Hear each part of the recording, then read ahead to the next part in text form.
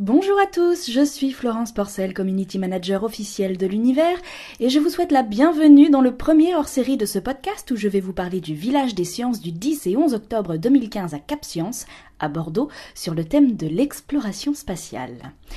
Et rien de tel que des images pour vous décrire ce week-end de conférences, d'ateliers et d'expositions avant de vous présenter les différents intervenants de cet épisode. Cap Science a eu la tête dans les étoiles tout le week-end à travers de nombreuses animations. Pour les enfants, déjà, il était possible de peindre son astéroïde et ils ont été nombreux à s'en donner à cœur joie pendant que les plus petits avaient l'autorisation de colorier un mur de vaisseaux spatiaux, d'astronautes et de robots. On a pu apprendre comment cuisiner et se nourrir dans l'espace, ce que font actuellement 6 astronautes dans la Station spatiale internationale. On nous a expliqué le fonctionnement du Soleil et de ses éruptions absolument gigantesques. On a pu aller voir de près l'intérieur d'une fusée Ariane et tout un tas d'autres choses réjouissantes et passionnantes. Et bien sûr, il y avait l'exposition centrale où l'on pouvait naviguer d'un astre à l'autre, se balader entre la Terre, la Lune et Mars et changer d'espace-temps au fur et à mesure qu'on évoluait autour d'une grande fusée centrale. 1969, l'année où l'humanité a marché sur la Lune, avec sa technologie d'époque et sa déco désormais vintage. 1997 et la mission Pathfinder sur Mars avec le petit Sojourner. 2004 avec Opportunity qui bat actuellement tous les records de longévité sur un sol extraterrestre. 2009 en compagnie des hommes et des femmes qui ont vécu et continuent à se relayer dans la Station spatiale internationale. Et bien sûr 2012 avec Curiosity, ce robot gros comme une voiture, voyez le public à côté pour avoir une idée de l'échelle, qui a des roues beaucoup moins neuves que celles de la maquette, mais qui continue à sillonner les plaines et les cratères martiens à l'heure où je vous parle. Mars était d'ailleurs présente autrement que par ses rovers dans cette exposition, avec tout un tas de questions qui se posent et dont les explications passionnent. Et justement, le premier intervenant de ce hors-série est Jean-Marc Salotti, professeur à l'École nationale supérieure de cognitique à Bordeaux, qui a donné une conférence intitulée « Voyage habité vers Mars, sommes-nous prêts ?» Sujet sur lequel il a des éléments de réponse, puisqu'il participe à un groupe de travail de l'Académie internationale d'astronautique sur les missions martiennes habitées. En fait, j'ai proposé dernièrement, plusieurs scénarios de missions habitées pour aller vers Mars. Voilà, directement, donc de A à Z, c'est-à-dire en fait quelles sont les trajectoires, mais surtout quels sont les éléments qu'il faut amener, quelle organisation générale on doit avoir sur ce type de mission. Il y a un très grand nombre d'options, un très grand nombre de façons de procéder. On peut envoyer 4 vaisseaux ou 10, donc en fait il y a vraiment tout un choix difficile à faire. Et voilà, j'étudie en fait finalement les différents compromis sur ce genre de mission. Et j'ai publié donc tout un tas d'articles sur le sujet, l'impact du nombre d'astronautes, des choses comme ça. C'est évidemment super intéressant. Alors du coup, combien de temps pense-t-il que ça va prendre pour enfin poser le pied sur Mars ?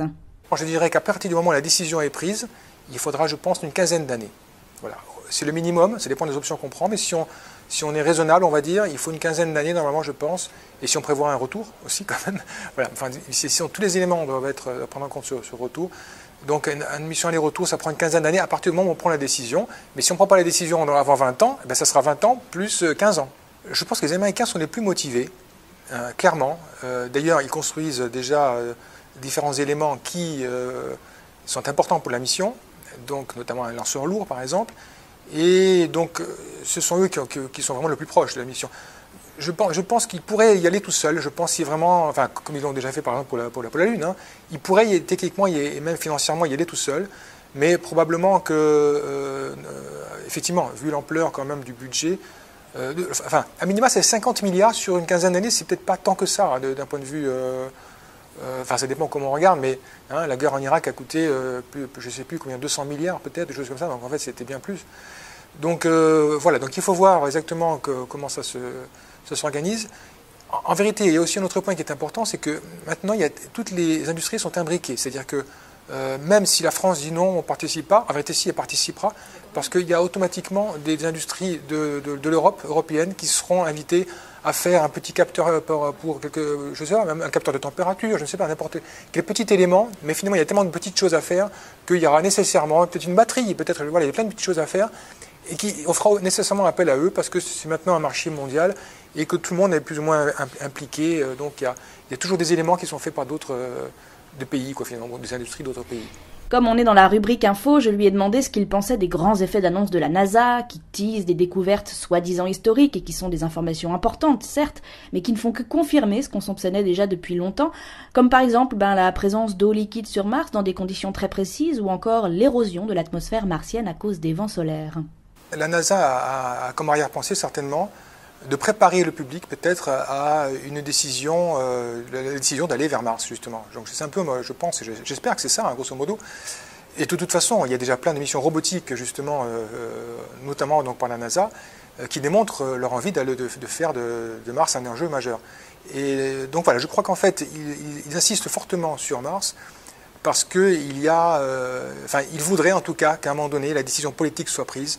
Et donc on prépare, peut-être on incite peut-être même d'ailleurs le président, hein, quelque part, en tout cas les gens, les décideurs, et puis aussi le public, que ça peut se faire et ça va se faire. Pour ceux qui me suivent depuis très longtemps, vous connaissez ma fascination pour Elon Musk, le fondateur de la société SpaceX, qui est devenu le premier organisme privé à s'être imposé dans le spatial.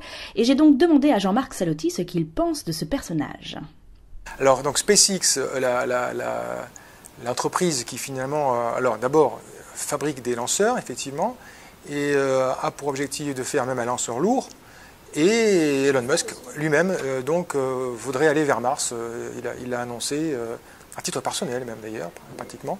Je dirais que c'est très intéressant, parce que effectivement, c'est quelqu'un qui a un état d'esprit d'abord, pour mettre, il met en œuvre en fait ses idées. Hein, et manifestement, il a réalisé plein de choses à lanceur, mais d'ailleurs mine de rien, c'est un gros investissement et il a fait beaucoup sans doute au départ était sceptique. Hein. Donc en fait, moi je pense que c'est quelqu'un qui pourrait, pourquoi pas peut-être être dans le jeu de la mission martienne. C'est-à-dire que, enfin il y a deux choses.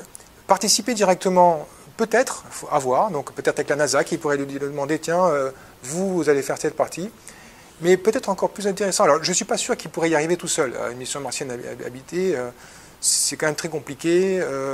Il faudrait attendre, je pense, que la NASA, justement, développe son lanceur lourd et d'autres choses. Par contre, une fois qu'il y aura un lanceur lourd peut-être de réaliser et que même peut-être la première mission sera effectuée, je pense que c'est le genre de personnes qui, tout de suite après, s'il manque 2-3 choses à faire pour peut-être faire une colonisation, ou en tout cas faire un truc très ambitieux, une grosse mission, etc., eh bien, ça y est, il y aura un effort beaucoup moins important à faire. On aura démontré la faisabilité de la mission, on aura bien compris tous les éléments compliqués qu'il faut mettre en œuvre. Donc, il sera dans la course, quoi. C'est évident. Et restons dans les hommes d'exception avec la personnalité de ce hors-série, et il s'agit de Neil Armstrong, le premier être humain à avoir foulé un sol extraterrestre. C'est Serge Border, auteur du livre « Ici la base de la tranquillité » aux éditions CEPADUS, qui est venu en parler. Il est ingénieur informatique au CNRS et il s'est intéressé à la conquête lunaire sous l'angle de l'informatique, justement. L'ordinateur qui gérait tous les vaisseaux, hein, qui était un ordinateur qui était un pilote automatique, en fait, était le premier ordinateur à circuit intégré. C'est l'ancêtre de tous les ordinateurs que l'on a aujourd'hui. C'est aussi l'ancêtre de tous les pilotes automatiques qu'on a aujourd'hui, parce qu'à l'époque, il n'y avait pas de pilote automatique qui était géré par des ordinateurs. Et cet ordinateur, il a posé un module lunaire sur la Lune, quand même.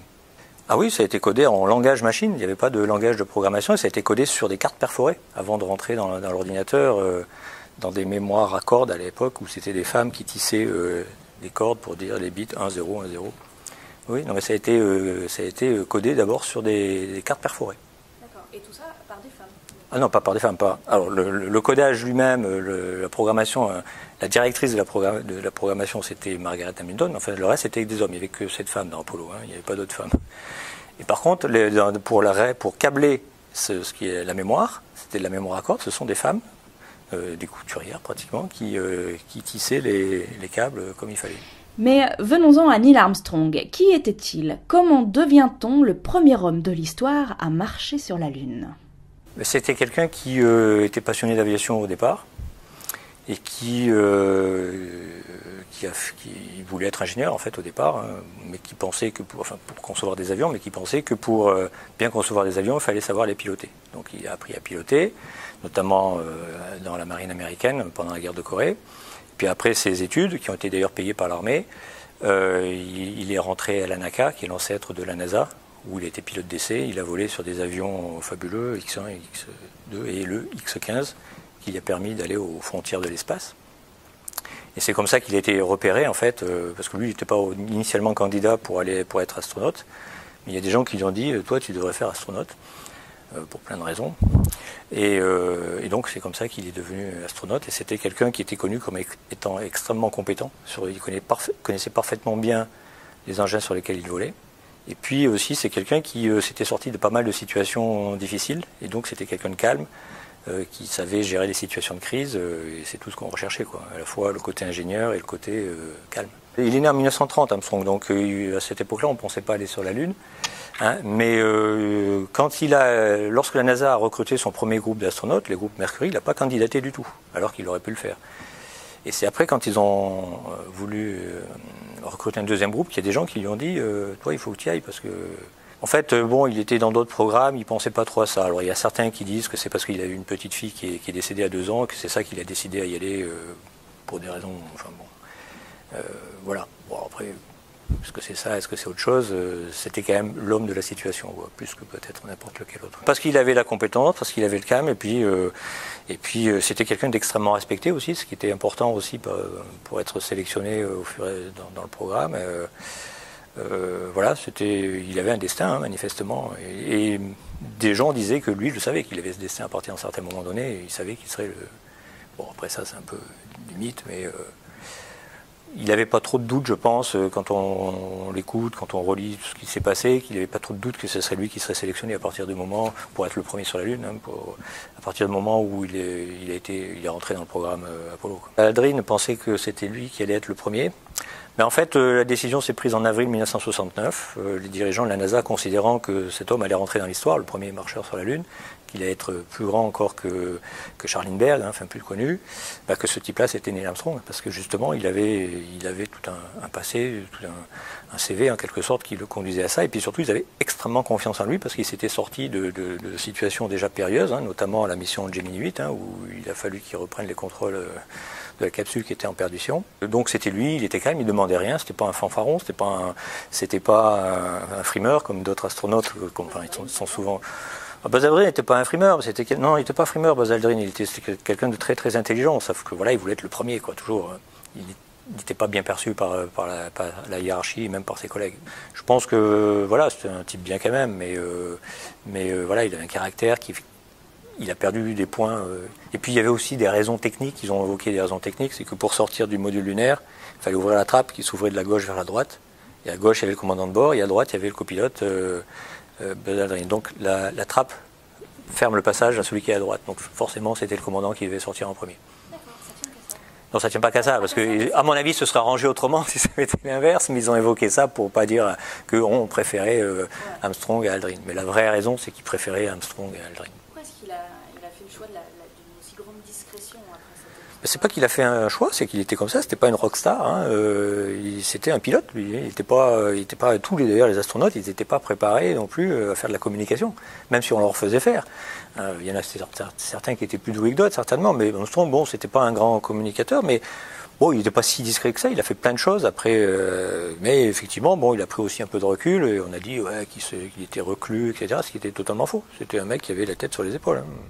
La tête sur les épaules, certes, mais cette date, 1969, incroyable, emblématique dans l'histoire de la conquête spatiale.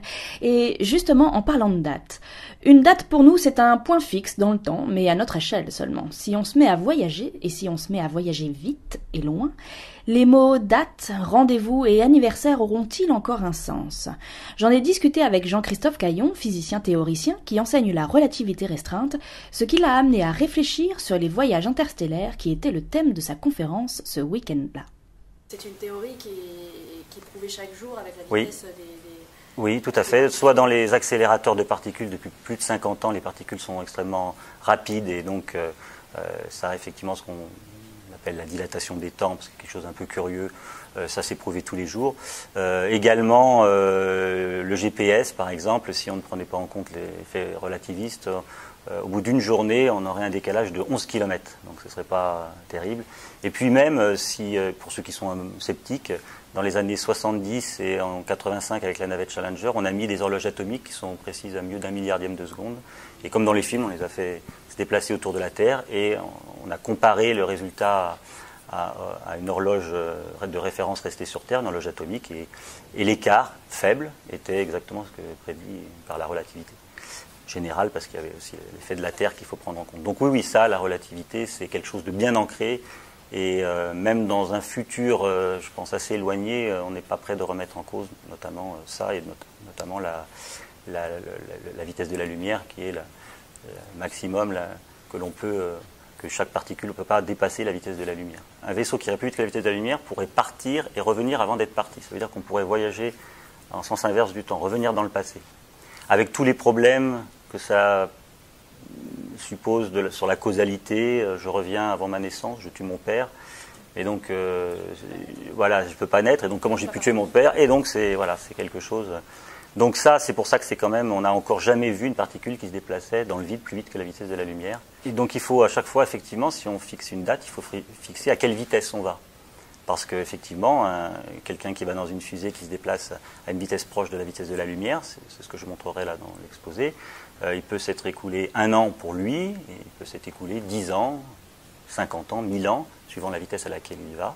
S'il se rapproche vraiment très près de la vitesse de la lumière, eh bien le temps va être dilaté de plus en plus.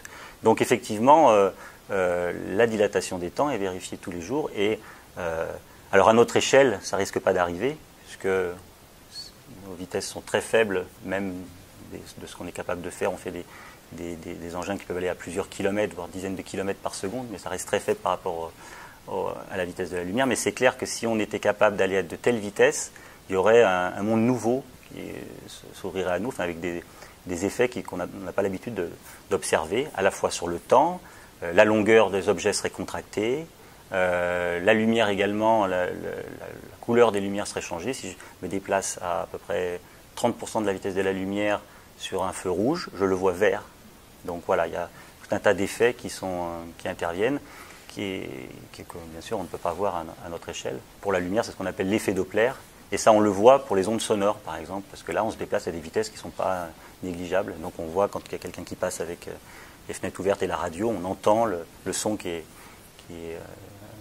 dont les fréquences ne sont pas les bonnes. Mais pour la lumière, il faudrait aller à des vitesses, au moins un tiers de la vitesse de la lumière pour voir un effet important. Et pour voir ce genre d'effet, c'est vraiment l'observateur qui les verrait, pas la personne à l'intérieur du vaisseau. Ah non, voilà, c'est ça le paradoxe, parce que...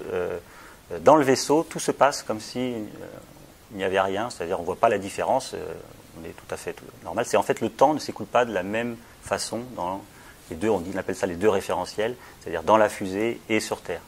Le temps ne s'écoule pas de la même façon. Et si l'observateur sur Terre pouvait voir ce qui se passait dans la fusée, eh bien il verrait tous les gestes de celui qui est dans la fusée qui est au ralenti, le cœur battre au ralenti, toutes les horloges biologiques également seraient au ralenti. Et là où la relativité est assez particulière, c'est que si l'observateur de la fusée pouvait voir l'observateur terrestre, il ne le verrait pas accélérer, il le verrait au ralenti également. Parce qu'il y a ce qu'on appelle la réciprocité. Ça a alimenté ce qu'on appelle le paradoxe des jumeaux. Mais voilà. Donc ça, c'est très bien compris d'ailleurs pourquoi c'est dans ce sens-là. Et on montre bien que c'est celui, je ne vais pas refaire toute la théorie là-dessus, mais on montre bien que c'est celui qui est parti et qui revient, qui va revenir effectivement plus jeune. Un enfant qui a 3 ans et qui court après un ballon, si le ballon va dans le même sens que lui, c'est qu'il doit courir plus vite. Si le ballon vient en sens inverse, il se dit « j'ai moins besoin de faire d'efforts ».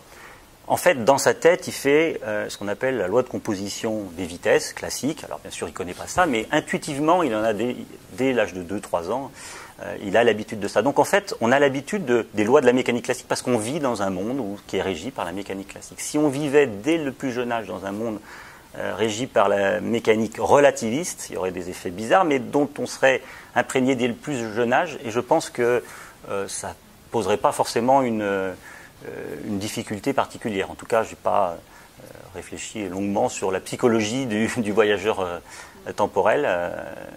Je pense que voilà, ce seraient des effets qui seraient tout à fait normaux, comme l'effet Doppler, j'ai parlé tout à l'heure, est tout à fait normal pour nous. Voilà, on entend le son de l'ambulance qui est déformé quand elle s'approche ou quand elle s'éloigne. Bon, mais là, il y aurait des lumières qui seraient déformées, le temps ne serait pas le même.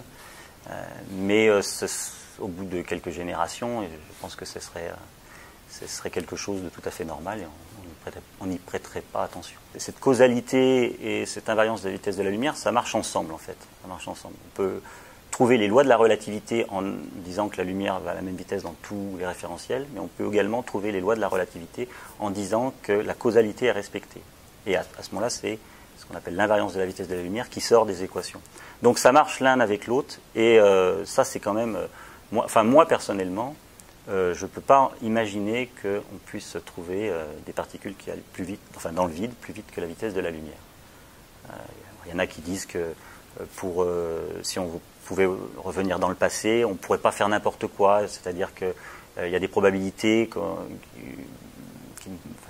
d'événements qui ne pourraient pas intervenir, et donc il y aurait une boucle temporelle et automatiquement ce serait écrit. Alors il y en a qui ont montré ça avec des boules de billard, c'est très intéressant. On envoie une boule de billard, on met des trous de verre, on la fait revenir, et puis on peut montrer qu'effectivement, ça peut faire une boucle temporelle, et quoi qu'il se passe, la boule ne peut pas changer, elle revient dans le passé, le lien de cause à effet, tout ça, ça tourne et ça ne fait plus qu'un. Mais ça veut dire qu'on perd aussi le libre arbitre. Ça veut dire que si je reviens dans le passé, ça veut dire que je ne peux pas faire n'importe quoi, puisque c'est déjà eu lieu. Et ça, j'ai du mal. Ça, j'y arrive pas. Il y en a qui pensent ça, mais moi, je ne peux pas croire que si je retourne dans le passé, il y a la probabilité de tuer mon père serait 0, quoi. C'est mon grand-père, parce qu'on appelle ça généralement le paradoxe du grand-père. On peut voir le passé, parce que plus on regarde loin, plus on voit le passé. Alors on pourrait imaginer, je vais dire un peu n'importe quoi, mais on pourrait imaginer qu'au moment de ma naissance, il y ait de la lumière qui soit partie de mon berceau, et puis qui soit partie dans l'espace, et puis qu'avec des masses importantes, la lumière va pouvoir tourner, et puis qu'elle revienne par un moyen dont je ne comprendrai pas comment, mais revienne, et que je puisse me voir, mais je ne pourrais pas intervenir.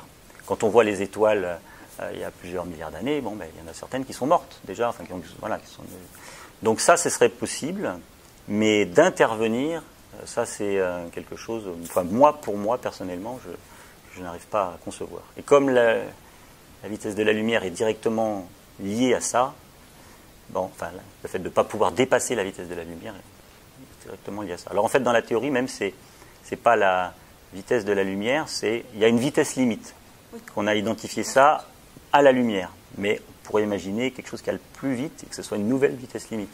Mais la lumière, c'est des particules de masse nulle. Donc, pour l'instant, en tout cas, on n'a pas vu de particules qui iraient plus vite que la vitesse de la lumière. On ne peut pas parler de référentiel propre pour les photons, ça n'existe pas. Donc le temps n'existe pas pour eux. Le temps... C'est une vitesse. Ils ont une vitesse, mais pour eux, oui, ils ont une vitesse par rapport à n'importe... Ils ont la même vitesse par rapport à n'importe quoi, mais le temps existe pour les observateurs qui se déplacent à n'importe quelle vitesse, même en s'approchant très près de la vitesse de la lumière. Mais pour eux, on ne peut pas parler de temps propre, on ne peut pas parler de référentiel propre, parce que ça supposerait que dans ce référentiel, les photons sont... On ne peut pas faire une autre réponse. Les photons sont au repos. Donc après, je ne suis pas à la place d'un photon, personne n'est capable de vous répondre si le temps existe pour les photons. Mais ça, en tout cas, la question n'a pas de sens de dire en ces termes, en tout cas. Après avoir surchauffé nos cerveaux, je vous propose quelque chose de moins technique avec la rubrique culture. Je me suis entretenue avec Victorien Marchand et Simon Nolin, tous les deux ingénieurs, mais avec un pied dans le théâtre.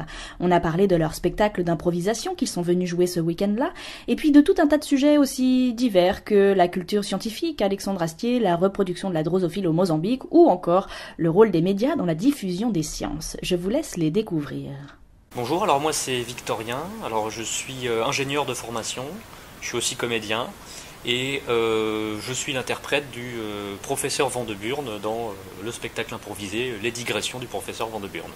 Donc Simon, je suis aussi ingénieur, on sort de la même école d'ingénieurs. Actuellement je fais des vidéos sur YouTube de vulgarisation sur l'univers Star Wars et je sers de technicien, souffre-douleur, stagiaire au professeur Van de Burn sur ses conférences. Comment s'appelle la chaîne YouTube ? Captain Tabouret.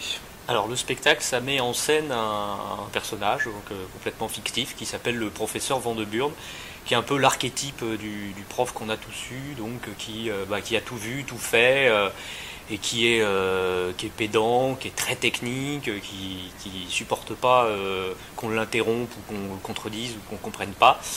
Et voilà, c'est un peu une sorte, un peu un hommage à ce genre de personnage qu'on retrouve après du coup dans les amphis des facs ou autres. Et à la fois c'est un spectacle qui est complètement improvisé. On peut dire ça, oui. Voilà. Puisque il ne connaît pas le sujet sur lequel il va faire sa conférence. En général, j'arrive sur scène avec une cinquantaine de papiers, les gens tirent au sort. Il n'a pas lu les sujets, il ne connaît pas les diapositives sur lesquelles il fait sa conférence. C'est pareil, c'est moi qui me prépare avant. Sur certains spectacles, je prends en photo des dessins que les gens ont fait juste avant. Et donc voilà, il y a une vingtaine, une trentaine de diapos. Et on passe la conférence à passer des diapositives suivant ce qu'il demande, suivant ce que j'ai à proposer. Et il joue avec. Oui, alors c'est même des thématiques exclusivement scientifiques. Voilà, ça va de la biologie aux maths, en passant par la socio, de la philo, Et de tout. voilà, de la chimie, voilà. Donc tout plein de choses que moi, Victorien, je connais, on va dire très très très vaguement. Et voilà, le défi, ça consiste à essayer, avec tout ça et avec un sujet dont personne ne comprend le traître mot, finalement, de réussir à faire une conférence et une histoire. Bon, je pense qu'on est tous les deux des fans de Rollin. Après, on essaie de ne pas faire la même chose, justement, et de pas nous laisser entraîner. Le milieu artistique et le milieu, on va dire, un peu plus scientifique, c'est deux milieux qui sont très étanches et très indépendants. Et en faisant cette école d'ingénieur en cognitique, du coup, j'ai appris à considérer que les sciences humaines, la psychologie, etc., c'était des sciences au même titre que les maths. Et de la même façon, en me lançant dans l'impro et puis dans le théâtre, je me suis rendu compte que en fait, il n'y a pas de raison que n'importe qui ne puisse pas faire une carrière artistique et s'épanouir là-dedans. J'ai rencontré des gens qui n'avaient rien à voir avec les gens que je pouvais rencontrer d'habitude. Et puis c'est bien, on s'y fait. Il y a plein de choses à prendre. Aujourd'hui, du coup, Alexandre Astier arrive vraiment à percer avec ce filon-là. Et encore quelque part, c'est pas forcément un bon exemple parce que alors lui, à la base, il est comédien. Alors il est c'est un grand amateur de sciences et du coup, il en parle assez justement. Mais c'est vrai que c'est des exemples de gens qui viennent du milieu scientifique et qui réussissent ensuite à s'imposer sur scène. Il n'y en a pas des masses. La première fois qu'il était passé à Bordeaux, en fait, on était en concurrence. Parce que, il y avait Oui. une digression improvisée du professeur Van de Burne le même soir. Ouais. Après, Notre salle était pleine. Notre salle était pleine. La C'est sienne pas la aussi, sienne, mais voilà. Voilà, le professeur Van de Burne, tout ce qu'il dit, c'est faux. Alors, des fois, effectivement, par hasard, je dis des choses vraies, quand j'ai pas d'imagination. S'il y avait quelque chose qu'on essaie de transmettre avec cette conférence, c'est le fait que la connaissance, c'est cool. Ce personnage-là, il a une richesse, c'est sa connaissance. Et c'est à peu près sa seule richesse parce que généralement, en plus, il est méprisé par ses collègues, sa femme l'a quitté, ses étudiants le détestent et il va faire une conférence devant un public qui juge beaucoup trop maigre par rapport au travail qu'il a accompli. Et chaque fois, il vient présenter le travail de toute une vie et il a des connaissances sur tout et c'est ça sa richesse. Et c'est ça qui rend le personnage très intéressant à jouer. Et très attachant. Parce qu'il est passionné par le domaine qu'il vient présenter. Et c'est vrai que ça apporte énormément de choses de le voir expliquer ça, quelque chose qui lui tient à cœur. Même si c'est faux, mais c'est toujours plus intéressant d'avoir un professeur qui raconte les choses en les vivant, plutôt qu'en expliquant son cours grand A, petit 1. Voilà, et que même un sujet aussi abscon que la reproduction de la drosophile au Mozambique, finalement, quand c'est présenté par quelqu'un qui sait pourquoi il fait ça et qui voit du sens, ça peut être intéressant. Quelque part, c'est ce qu'a très bien réussi la NASA et ce qu'on voit actuellement souvent quand il y a des missions sur Mars ou Philae, c'est que quand on présente bien les choses, ça intéresse les gens. Le problème de la recherche, c'est peut-être de ne pas avoir cherché pendant très longtemps à passionner son public. Et finalement, oui, le public s'est pas senti impliqué par toute cette recherche. Il a peut-être rejeté un peu. Moi, je dirais que le souci, il est encore plus profond, c'est que le travail de chercheur, c'est un travail de longue haleine. Et il y a plein d'aspects de la recherche, quel que soit le domaine, qui sont mais pas du tout sexy. Et parce que du coup, la recherche, c'est vraiment un travail obscur et ingrat pendant des années et des années et des années avant de réussir à pondre une théorie qui vaille le coup et qui soit vraiment intéressante. Et la grande majorité des chercheurs n'y arriveront sans doute pas au cours de toute leur carrière, quoi.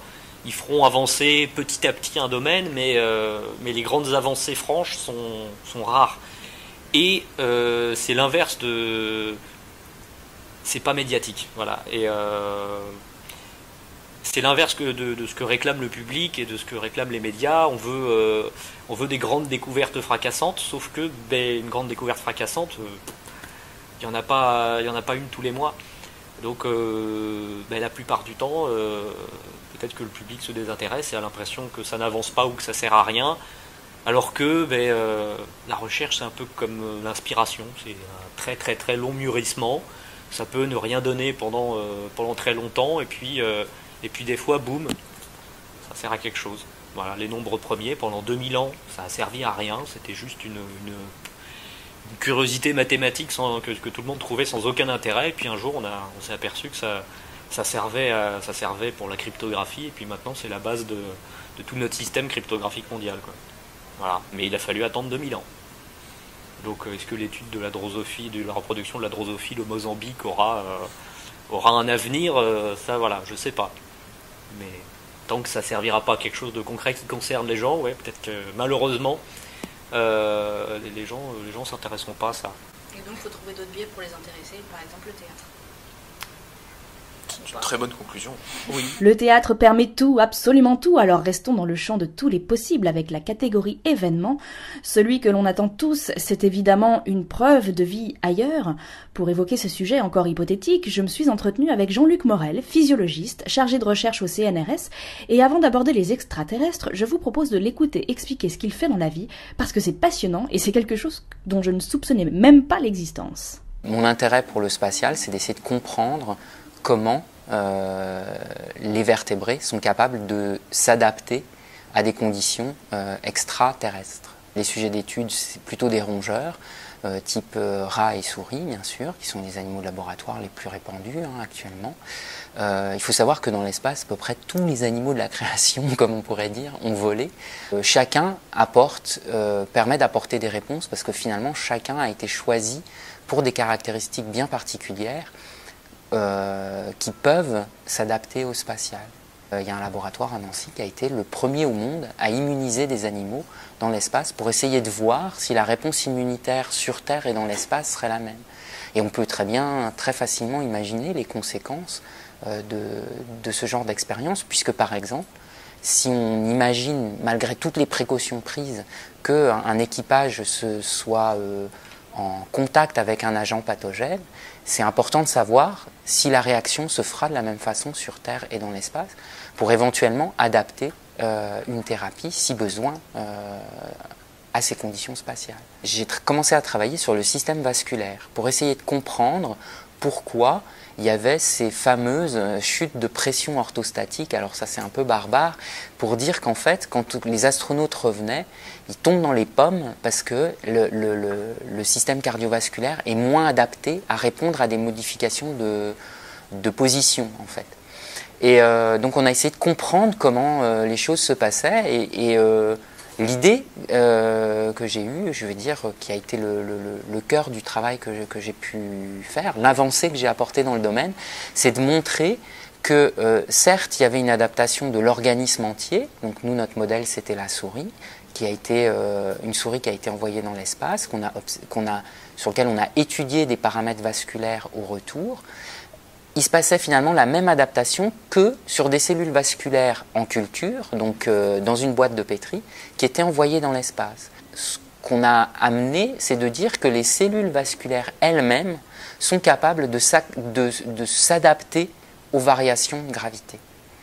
Donc vraisemblablement, il y a des phénomènes très très complexes qui prennent en compte effectivement les réflexes nerveux, qui contrôlent la vasoréactivité, mais aussi des adaptations intrinsèques des cellules aux nouvelles conditions de gravité. Il y a des expériences à peu près similaires qui ont été conçues et qui ont donné des résultats aussi sur des cellules osseuses, qui montrent que les cellules osseuses n'interagissent plus de la même façon avec le tissu minéralisé. Et sans rentrer dans les détails, parce que ce n'est pas des expériences que j'ai conduites, c'est des expériences de collègues à Saint-Étienne, montrent qu'effectivement, les cellules elles-mêmes, en micropesanteur, n'étaient plus capables d'interagir, enfin, étaient capables d'interagir, mais de façon différente aux conditions au sol. Donc on se rend compte aujourd'hui que ces adaptations sont à la fois macroscopiques et microscopiques. Alors pourquoi moi je travaille peu avec l'avion 0G, ou même pas en ce moment, c'est parce que l'avion 0G donne des temps de microgravité qui sont très courts. Et moi je suis sur une thématique de recherche qui est l'adaptation à long terme. Donc on va plutôt sur des vols longs. Quelqu'un qui étudie le terrestre dans des conditions extraterrestres a forcément des choses fascinantes à dire sur l'éventuelle possibilité extraterrestre. Nous y voilà, et sa première réponse est étonnante. Et fin des années 80, on nous disait, dans des cours de biologie, que la vie sur Terre était tellement complexe que vraisemblablement il n'y avait pas de vie extraterrestre. Et aujourd'hui, finalement, on dit exactement l'inverse. C'est-à-dire qu'il y a tellement de planètes, on en découvre tous les jours quasiment, il y a tellement de planètes et de systèmes qui existent que la probabilité pour qu'il y ait une forme de vie ailleurs, finalement, est relativement importante. Donc moi, on va dire qu'en bon scientifique, je verrai le jour, je croirai le jour où je verrai, et c'est même pas une question de croyance, c'est une question de fait. Aujourd'hui, on ne l'a pas démontré, mais on ne peut pas l'exclure, voilà. Et peut-être que la première vie extraterrestre, finalement, c'est l'homme qui la créera. Pourquoi ? Parce que si comme je vous dis, le vivant terrestre s'adapte à l'extérieur de la Terre, et si on imagine un jour des gens sur la Lune sur plusieurs générations, eh bien peut-être qu'au bout de 5-6 générations d'humains lunaires, on aura créé une espèce extraterrestre. On peut imaginer que le vivant terrestre s'adapte à ces nouvelles conditions de vie, ça c'est, je dirais, quasi certain pour moi, mais qu'au fil du temps, l'évolution qu'on connaît sur Terre finisse par créer quelque chose d'adapté au milieu martien, qui soit, entre guillemets, hein, mettons beaucoup de guillemets à ça, quelque chose d'extraterrestre, c'est-à-dire quelque chose d'adapté aux conditions martiennes et peut-être moins adapté ou plus adapté aux conditions terrestres. Je lui ai demandé ensuite ce qu'il penserait d'envoyer des animaux avec les futures missions habitées. Moi, je pense que c'est relativement indispensable parce que de toute façon, ça fera déjà peut-être, si on les envoie en même temps que les hommes, ça leur fera des compagnons.